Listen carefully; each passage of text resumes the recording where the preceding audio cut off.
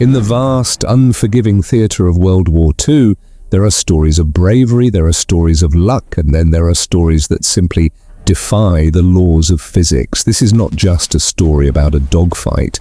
It is a story about a mathematical impossibility. Picture this. It is December 13th, 1943. You are sitting in the cockpit of a P-40 Warhawk, a fighter plane that critics back home are already calling obsolete. You are 23 years old. You are alone. And emerging from the morning haze, heading straight for you, is not one, not two, but 64 enemy aircraft. Most pilots would turn back. Most pilots would call for reinforcements and wait. It is the logical thing to do. It is the sane thing to do. But Second Lieutenant Philip Adair did not turn back. Instead, he shoved his throttle forward and flew straight into the swarm. What happened over the next 20 minutes would not only rewrite the manual on aerial combat, but would force Adair to do something so counterintuitive, so terrifying, that even today modern pilots struggle to believe it actually worked. He didn't just fight an entire Japanese air raid by himself. To survive, he had to fly his dying plane upside down. 9:27 a.m., northeast India. The air over the Assam Valley is thick, humid, and deceptive. To the naked eye, the sky looks empty, a vast canvas of blue stretching over the jungle canopy. Second Lieutenant Philip Adair is on a routine patrol. His aircraft, a Curtiss P-40 Warhawk nicknamed Lulu Bell, hums with the steady, rhythmic vibration of its Allison V-17N engine. Adair is a member of the 89th Fighter Squadron, part of the legendary 80th Fighter Group, known to history as the Burma Banshees. Their job is critical, dangerous, and exhausting, protecting the hump. For those unfamiliar with the geography of 1943, the hump was the lifeline of the Allied war effort in China. It was an aerial bridge over the Himalayas, a treacherous route where unarmed transport planes ferried fuel, ammunition, and medical supplies to Chiang Kai-shek's forces. If the hump closed, China could fall. And if China fell, millions of Japanese troops would be freed up to fight the Americans in the Pacific. The defense of this lifeline rested on airstrips like the one Adair was circling. Denjan Airfield. Below him, Denjan looks peaceful. Rows of C-47 transport planes sit heavy on the tarmac, their bellies full of high-octane aviation fuel and explosives, waiting to take off. Near them, a field hospital is tending to 63 wounded soldiers. It is a powder keg. One well-placed bomb, one strafing run, and the entire airfield will vanish in a fireball visible from space. Adair checks his instruments. Everything is in the green. He pulls Lulu Bell into a lazy climbing turn, scanning the horizon. He has flown 43 combat missions. He knows what to look for, but nothing prepares a pilot for the moment the empty sky suddenly becomes crowded. 3 miles east. Through the morning mist, they appear.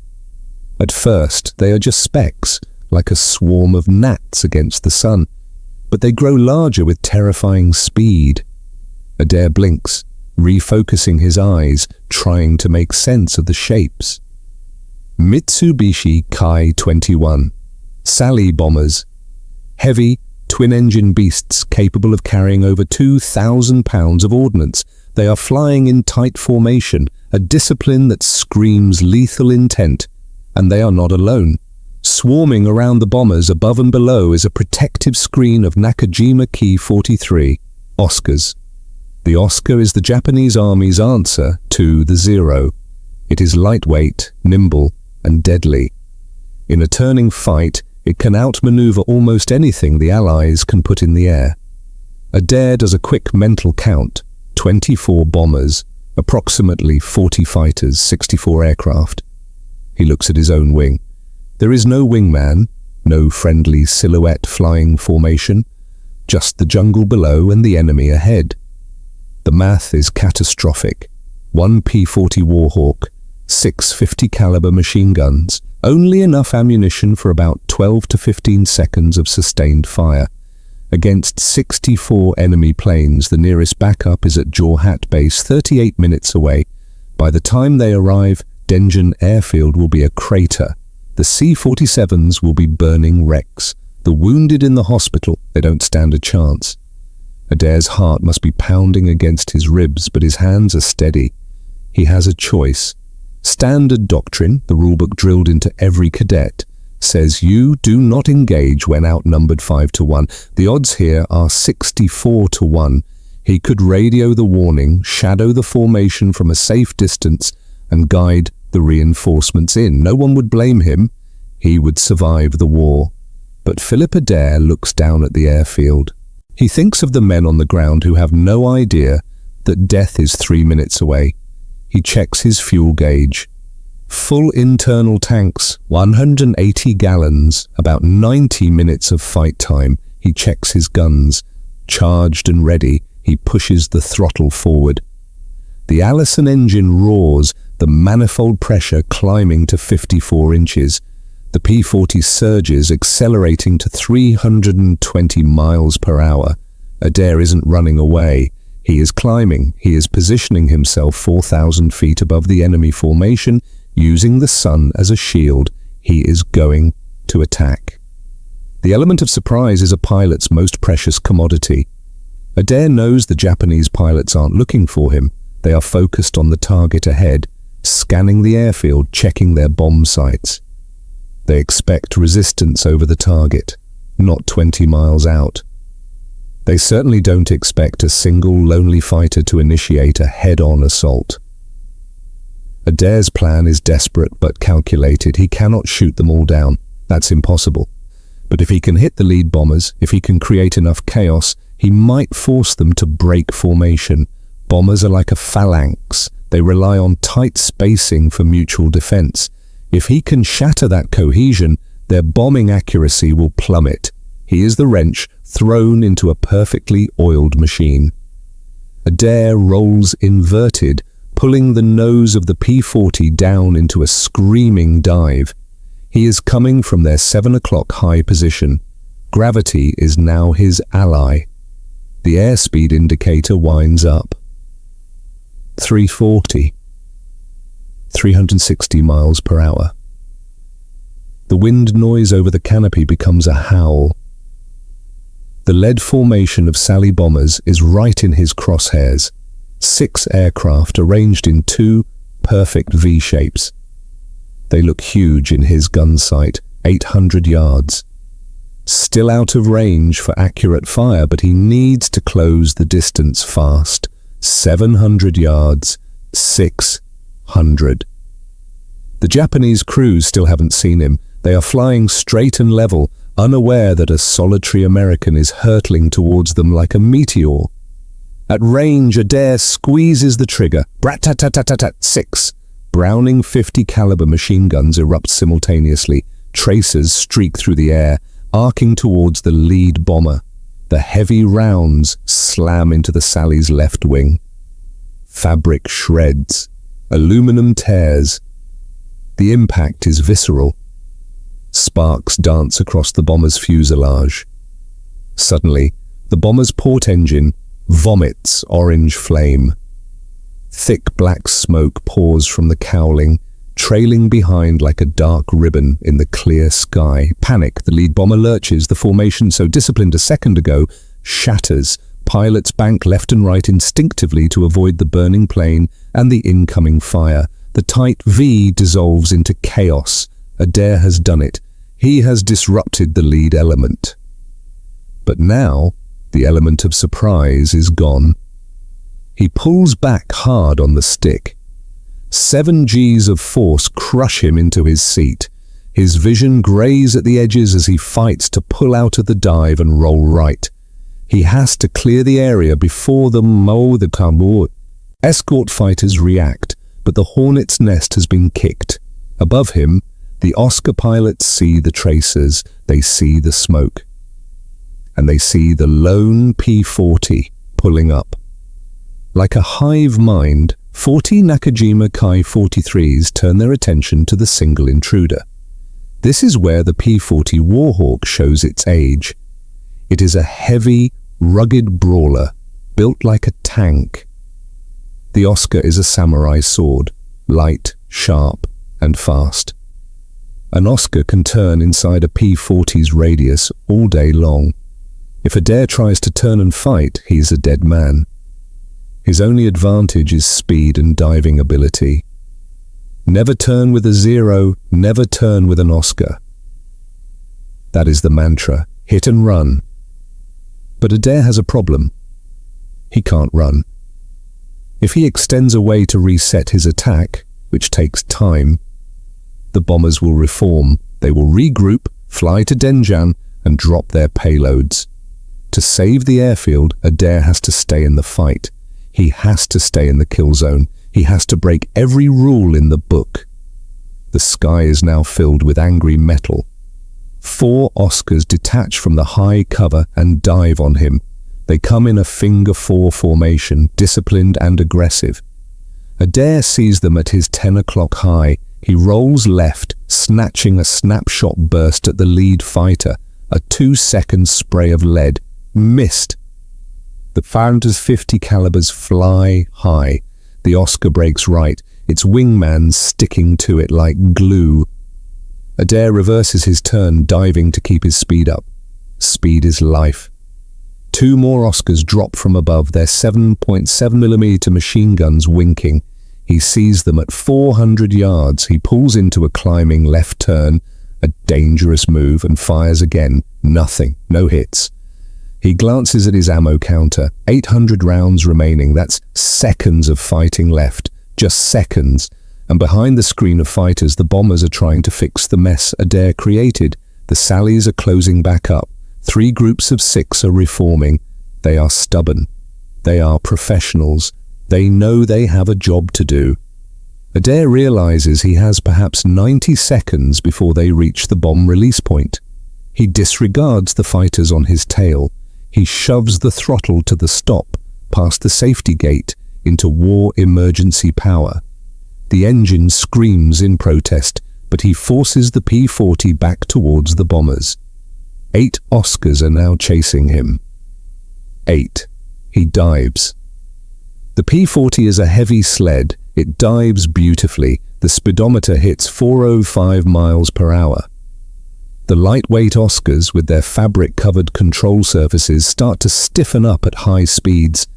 They can't follow him down that fast. Adair opens a gap. He levels out at bomber altitude, lining up on the right-hand formation of Sally's, range 300 yards. Perfect. He holds the trigger down. The tracers converge on the lead bomber's right engine. The Mitsubishi radial engine disintegrates. A fireball erupts, engulfing the wing. The bomber rolls violently to the right, shedding debris, streaming smoke and fire. Its wingman has to brake hard to avoid a mid-air collision. Chaos reigns again. Adair kicks the rudder, skidding the P-40 sideways, a skid maneuver to throw off the aim of anyone behind him, and fires at another Sally.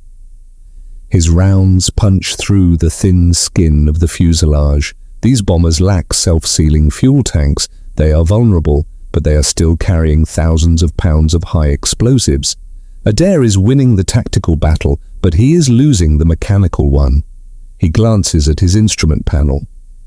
The needle on the coolant temperature gauge is climbing. It passes 210 degrees Fahrenheit, then 220. The Allison V1710 is a liquid-cooled engine. It needs a constant flow of coolant to keep from melting itself down. Adair has been running at full combat power for 11 minutes straight. The system is designed for bursts, not sustained abuse. 230 degrees. If it hits 250, the engine will seize, the pistons will expand until they weld themselves to the cylinder walls, the propeller will stop. And Philip Adair will become a glider pilot in a sky full of sharks. He has 3 options. Option 1, reduce power. Let the engine cool, but that means slowing down, and slowing down means the Oscars will catch him and shred him. Option 2, abandon the attack, dive away, head for home. He has done enough. He has disrupted them twice. Option 3, keep fighting, keep the throttle pinned, risk the engine exploding. Adair looks at the bombers. They are 17 miles from Denjan. They are still a threat. He keeps the throttle forward. 2 Oscars commit to a head-on pass. This is a game of chicken played at a closing speed of over 600 miles per hour. Adair sees the muzzle flashes from their cowlings. 7.7mm rounds zip past his canopy, tracing lines of smoke in the air. He doesn't flinch. He trusts his heavy .50 cows. They have better range. They hit harder. At 500 yards, he fires. At 350 yards, his rounds connect. He sees the impact on the left Oscar's engine cowling. Pieces of metal fly off. The Japanese fighter shudders violently and breaks left, trailing a white plume of coolant vapor. Adair has wounded it. He rolls right and dives again, but now the dashboard is screaming a warning. Coolant temperature, 240 degrees. He is pushing the machine beyond its breaking point. The bombers are 15 miles out. 2 formations have reformed. A third is scattered. Adair sets his jaw. He goes for the lead formation again. 6 Oscars try to intercept. He dives past them at 390 mph. They are buzzing around him like angry wasps, but he is a charging bull. He levels out and fires on the lead sally. The burst hits the wing root, the structural weak point where the wing joins the body. The stress is too much. The wing folds upward like a piece of paper and tears away. The bomber rolls inverted and enters a flat spin. There are no parachutes. The formation breaks for the 3rd time. The bombers scatter in 3 different directions. Their cohesion is gone. Their accuracy is destroyed. Even if they drop their bombs now, they will fall harmlessly into the jungle miles away from the airfield. Adair pulls up hard, his chest heaving. He has done it. He has broken the raid. But the price is due. Bang! The engine shudders. A vibration runs through the control stick, shaking his arm. Detonation, pre-ignition. The fuel is exploding in the cylinders before the spark plugs even fire because the metal is so hot. 248 degrees. And then he makes a mistake. Just a split second of target fixation. 8 Oscars dive on him from above. He sees them too late. He rolls left, but the heavy P-40 is sluggish at this speed. Thwack, thwack, thwack. The sound of bullets hitting his own plane is unmistakable. It sounds like hail on a tin roof, but infinitely louder. 7.7mm rounds stitch a line across his right wing. Fabric tears, aluminum buckles. One lucky round finds the aileron control rod. The stick goes mushy in his hand. He loses the crisp response he needs to survive. Another burst walks up the fuselage. Sparks fly off the engine cowling. And then the fatal blow. A round penetrates the coolant reservoir behind the firewall. Green coolant sprays across his windscreen, blinding him for a second. The smell of hot glycol fills the cockpit. The temperature gauge spikes. 260 degrees. Steam erupts from the cowling seams. The oil pressure needle drops like a stone. The Allison engine is dying. Adair chops the throttle, trying to save it. The RPMs drop. The roar fades to a rough, coughing sputter. But without power, the P-40 is just 5 tons of dead weight. He starts to descend. 1,000 feet per minute, 1,500 feet per minute. He looks up. The Oscars are circling above him like vultures. They know he is hit. They are waiting for the kill. And then the nightmare gets worse. Flames lick out from the engine cowling. Fire. The most terrifying word in aviation. Fire in a liquid-cooled aircraft engine. follows a terrifyingly predictable sequence. First, the leaking coolant hits the hot exhaust manifold. It vaporizes instantly and ignites. Then, the flames are caught by the slipstream, the 300-mile-per-hour wind rushing over the nose, and they are dragged backward, licking along the engine cowling. If the fire melts through the aluminum skin and reaches the fuel lines running along the left side of the fuselage, the aircraft doesn't just burn, it disintegrates. Philip Adair has perhaps 30 seconds before he turns into a falling star. Standard procedure is clear. Shut down the engine immediately, slide the canopy back, unbuckle, jump. But Adair looks down. He is at 8,000 feet, descending rapidly over dense jungle. This is hostile territory. Japanese patrols are everywhere. If he bails out now, he either dies in the trees or ends up in a POW camp. A fate often worse than death in this theatre of war. He makes a choice that defies survival instinct. He stays in the burning plane.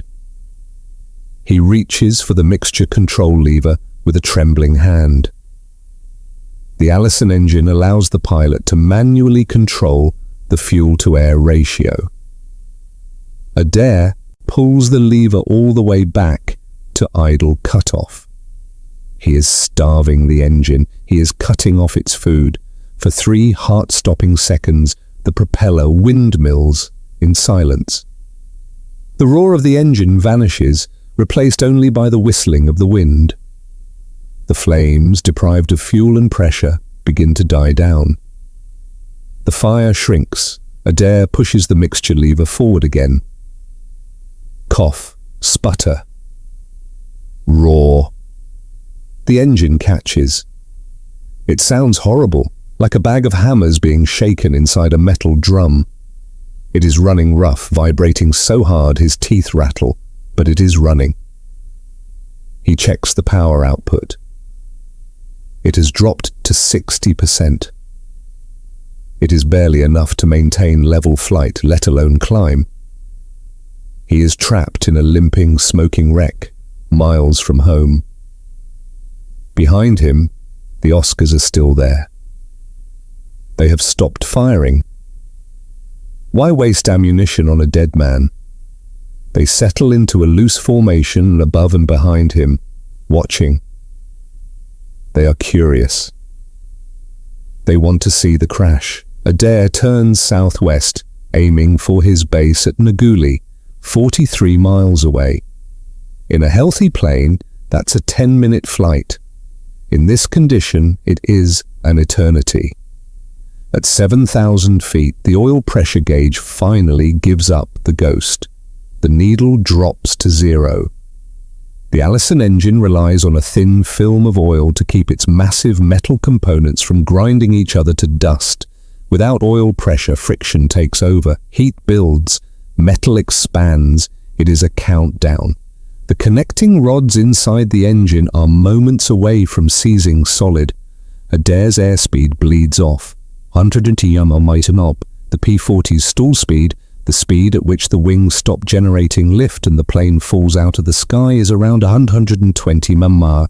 The margin for error is vanishing. One of the Japanese Oscars gets bored. The pilot dives down, pulling alongside Adair's right wing. He is close. Shockingly close. Adair can turn his head and see the enemy pilot's face through the glass. The Japanese pilot doesn't shoot. He looks at the smoking, battered American plane, and then he raises a gloved hand. He gestures downward. Land. It is a strange moment of chivalry, or perhaps arrogance. Surrender. Put it down in the jungle. Become a prisoner, and you might live. Adair looks at him. He ignores the gesture. He keeps his hands on the throttle and stick. He isn't going to land. He is going to fly this thing until the wings fall off. The Japanese pilot shakes his head, peels off, and climbs back up to rejoin his squad. They will wait for gravity to finish the job. And gravity is about to get a lot of help. Smoke begins to fill the cockpit. Not the acrid black smoke of the engine fire this time, but a thin, stinging grey smoke from behind the instrument panel. The Japanese bullets have severed the electrical wiring. Insulation is smouldering. Adair's eyes burn. His throat constricts. He slides the canopy open, desperate for fresh air. The wind blast hits him in the face, clearing the smoke slightly, but the slipstream makes it hard to breathe. Then, at 4,000 feet, the final structural failure happens. Snap. The sound is like a whip crack. The control stick goes limp in his right hand. The bullet that had grazed the aileron control rod earlier has finally done its work. The cable snaps. The right aileron, the flap on the wing that controls rolling, flops down to full deflection. Aerodynamics takes over instantly. The right aileron forces the right wing down. The P-40 rolls violently to the right. The nose drops. Adair hauls back on the stick with both hands, trying to pull the nose up. Nothing. The elevator cables are shredded. He has no pitch control.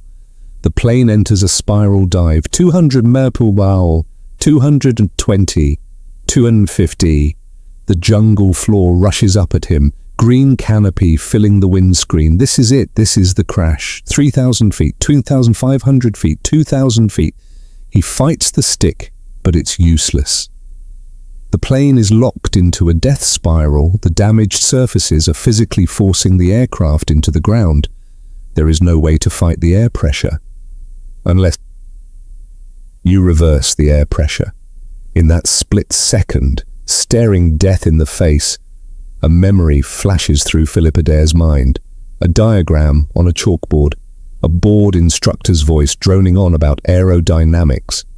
Control surfaces rely on airflow direction relative to the wing. Adair's brain, operating on pure adrenaline, processes the geometry of his death. The damaged aileron is forcing the right wing down. The jammed elevator is forcing the tail up, pushing the nose down. Gravity and aerodynamics are conspiring to pull him into the earth. But what if he changes the orientation of the plane? If he rolls the aircraft completely upside down, the damaged aileron will still push the wing down relative to the plane, but since the plane is inverted, that force will push the wing up towards the sky. The jammed elevator will still push the tail up relative to the plane, but inverted, that means the tail goes down towards the earth and the nose will go up. Flying upside down reverses the effect of the damage. The very forces killing him right side up could save him upside down. It is a theory. It is a desperate, insane theory. And he has about 4 seconds to test it. At 1,800 feet above the trees, Adair throws the stick hard over. He forces the P-40 to roll completely inverted.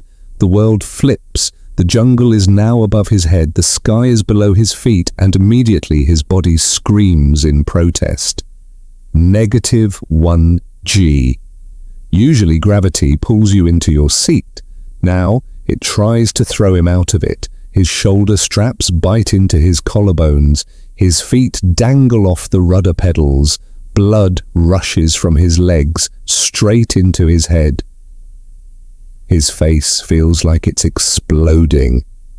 His vision turns red at the edges, the telltale sign of readout, where blood pressure in the eyes becomes critical. But he looks at the altimeter. The descent has stopped. The nose is rising.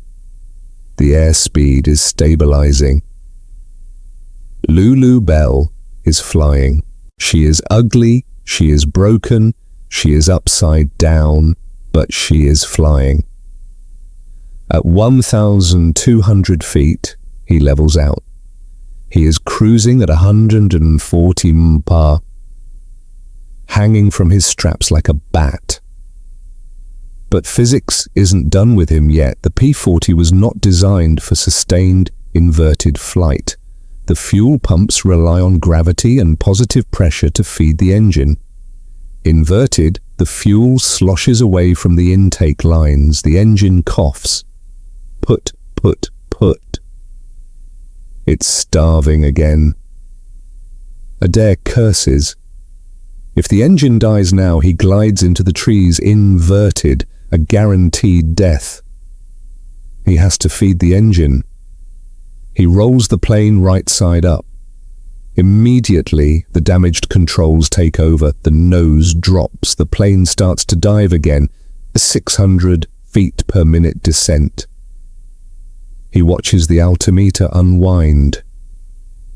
He lets it drop 300 feet, letting gravity feed fuel into the engine.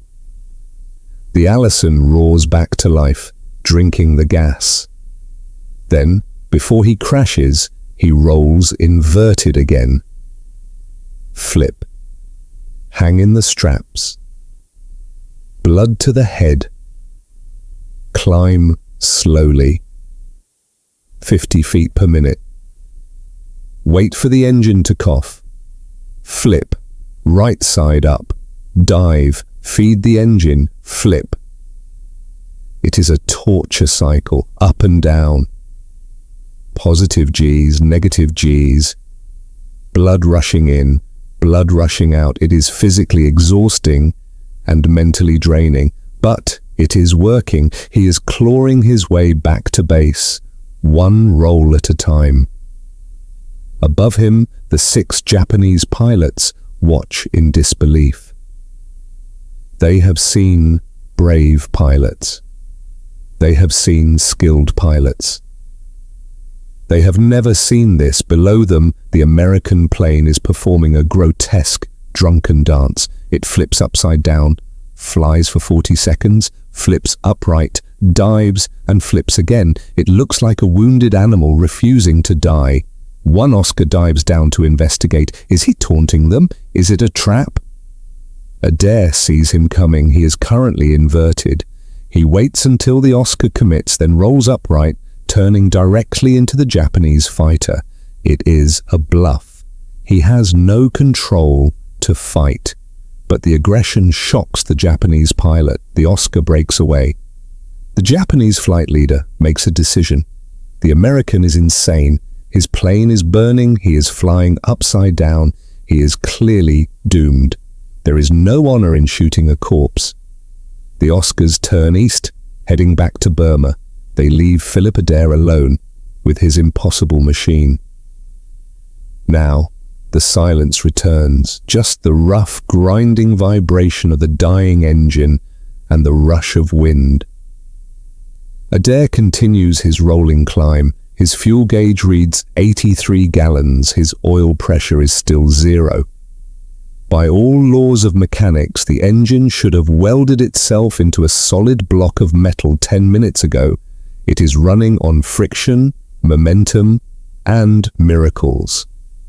He reaches 3,000 feet, then 4,000. But a new enemy is creeping into the cockpit. An invisible one. Carbon monoxide. The exhaust manifold is cracked. The firewall is punctured. Exhaust fumes are being sucked directly into the cockpit. Adair has been breathing them for 14 minutes. CO poisoning is insidious. You don't feel like you're suffocating. You feel tired. Your thinking gets fuzzy. Your vision starts to narrow, like looking through a long, dark tunnel. Adair shakes his head, trying to clear the fog. His hands are numb. He can't feel his feet on the pedals. Ahead of him, through the haze, he sees it. The most beautiful sight in the world. Nagali Airfield. The runway. The tower. The revetments. Safety. He is 5 miles out. He is at 5,000 feet. He has made it. Or so he thinks. Because as he approaches the airfield, staring at the runway through his tunnel vision, a realization hits him cold. A problem he hasn't thought about in the chaos of the fight. He is flying a plane with a hydraulic landing gear system. The hydraulics are powered by the engine. The engine is producing almost no power, and the hydraulic lines have been shot full of holes. If he tries to land with the gear up, a belly landing, the friction will spark the fuel leaking from his tanks. Lulu Bell will turn into a fireball the moment she touches the concrete. He needs the wheels down. He reaches for the landing gear lever with a hand that feels like it belongs to someone else. He pulls it down. Nothing happens. No clunk. No green light. The hydraulic pressure gauge reads 0. The pump is dead. The wheels are locked in the wings. He is 5 miles from home, flying a burning plane upside down, poisoning his own blood with exhaust fumes, and now he cannot land. Philip Adair is running out of time, altitude and brain cells. The P-40 has a backup system for the landing gear, a manual hand pump located on the left side of the cockpit. It is a primitive, fail-safe mechanism designed for exactly this situation. But there is a catch. To lower the heavy landing gear, you have to pump the handle 28 times. It requires significant force. It requires both hands. Adair looks at the control stick. If he takes his hand off the stick to pump, the damaged aileron will instantly flip the plane, and the broken elevator will send it into a dive. He cannot let go of the controls, but he cannot land without the gear. It is a deadlock. His mind, sluggish from the carbon monoxide, gropes for a solution. He needs a third hand. He doesn't have one, but he has a seatbelt. Adair reaches behind his seat. He unbuckles his lap belt, the only thing keeping him attached to the aircraft. He wraps the heavy canvas strap around the control stick, pulling it tight, and loops it through the seat frame. He pulls it until the tension holds the stick in an approximate neutral position. It is a crude makeshift autopilot. It won't fly the plane well, but it might keep it straight enough for a few seconds. He takes a deep breath of the smoky air. He grabs the pump handle with both hands, and he pumps. 1, 2, 3. Nothing happens. The hydraulic fluid is thick. The resistance is immense. 5, 10, 15. His arms are burning. His lungs are screaming for oxygen. Every stroke is a battle against exhaustion. The plane wobbles, fighting the restraint of the seatbelt, drifting left and right. Adair corrects with his knees, with his body weight, praying the belt holds. 20. He feels resistance building, pressure in the lines. 25. Thunk! A sound from beneath the floorboards. A heavy, metallic lock engaging. The left main gear is down. 28. Thunk! The right gear follows. 3 seconds later, the green light on the dash flickers on, down and locked. But physics demands a payment. Extending the landing gear adds massive drag. The P-40 slows down instantly, like hitting a wall of water. Airspeed drops from 160 to 135 miles per hour. The engine, now producing barely 40% power, cannot overcome this drag. The plane begins to sink faster. Naguli runway is 7 miles ahead, 3 minutes away. Adair's vision is now fully tunneled. The grey edges have closed in until he is looking at the world through a straw. He shakes his head violently, trying to wake up.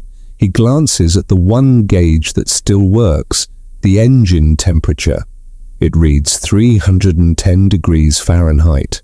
That is 100 degrees past the red line. The metal inside the engine is no longer just hot. It is plastic. It is expanding, warping, preparing to seize. 5 miles out. The tower operators at Naguli spot him. They see a P-40 trailing black smoke, flying erratically, gear down, approaching the field. They grab their microphones. Clear the runway. Emergency aircraft inbound.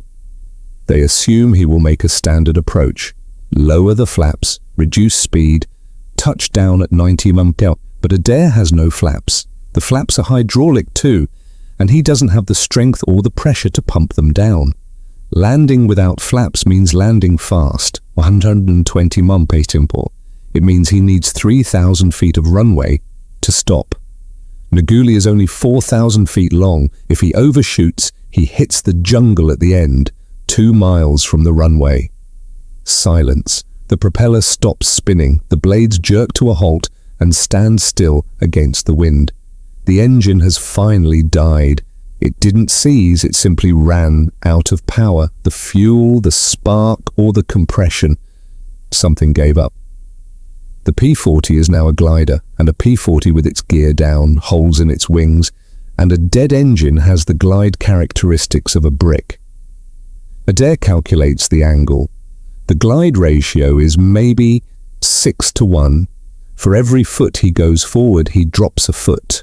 He looks at the runway. He looks at his altitude. He isn't going to make it. He is going to crash short, 200 yards into the trees, after fighting 64 planes, after surviving the fire, after the inverted flight, after the hand pump. He is going to die 2 miles from safety because of drag. Then, the memory returns, the same lecture, the same aerodynamics. Inverted flight reverses the lift vector, but at certain angles of attack, an inverted profile creates less induced drag. It is insane, it is suicidal to glide a dead plane to upside down. Adair is past the point of fear. He is operating on instinct. At 1,800 feet, 1 mile from the runway, he rolls the P-40 inverted again. Blood rushes back to his head. His vision clears slightly. He hangs in the straps, watching the jungle pass above him. The airspeed holds steady at 125 mph, but the descent rate, it slows. Instead of dropping at 700 feet per minute, he's dropping at 500. The inverted wing profile is slicing through the air more cleanly than the damaged upright wing. He is extending his glide. He is stretching the distance. On the ground, Technical Sergeant Robert Martinez is watching through binoculars. He sees an aircraft approaching the field upside down, with its landing gear sticking up into the air like a dead bug. "That's not one of ours," Martinez yells. "That's a Japanese trick. He's going to strafe us." Martinez runs to a .50 caliber machine gun pit. 3 other crew members join him. They rack the bolt. They traverse the heavy gun, aiming it at the approaching plane. Adair is now at 400 feet, half a mile out. He is staring down the barrel of friendly fire, though he doesn't know it. He has to time this perfectly. If he rolls upright too soon, the drag returns and he crashes short. If he rolls too late, he hits the ground while still upside down, crushing his own skull. 200 feet. 300 yards from the threshold. Martinez's finger tightens on the trigger. He sees the smoke. He sees the damage. He hesitates. "Don't shoot." In the cockpit, Adair counts down. 3, 2, 1. He kicks the rudder and throws the stick. The P-40 snaps upright. Gravity reasserts itself. The damaged aileron immediately slams the right wing down. Adair fights it with everything he has left, crossing controls, forcing the wings level. The nose drops like a stone. He pulls back on the stick. The frayed elevator cables stretch, groan, and finally bite. The nose comes up. Just enough. 90 feet. The runway rushes up to meet him. Crunch! The P-40 slams onto the concrete. It is a 7G impact. The gear struts compress fully, bottoming out. The tailwheel smashes down, screaming as metal grinds on stone. The right main gear, weakened by the hard landing, collapses. The right wing drops and digs into the runway. The aircraft ground loops violently to the right, spinning 180 degrees in a cloud of sparks and concrete dust. It skids backward for 200 feet, screeching like a banshee, before finally coming to a rest. Silence returns to Nguli Airfield. Fire crews race across the tarmac, foam hoses ready. Martinez is the first to reach the cockpit. He jumps onto the wing, ready to pull the pilot out. He finds Philip Adair sitting motionless. Adair's mask is off. His face is pale, slick with sweat and soot. He sits there for 12 seconds, just breathing.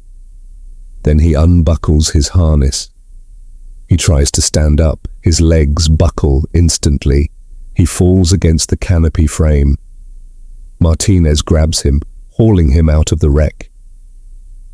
"I'm okay," Adair mumbles, his voice slurred from the carbon monoxide. "I'm okay."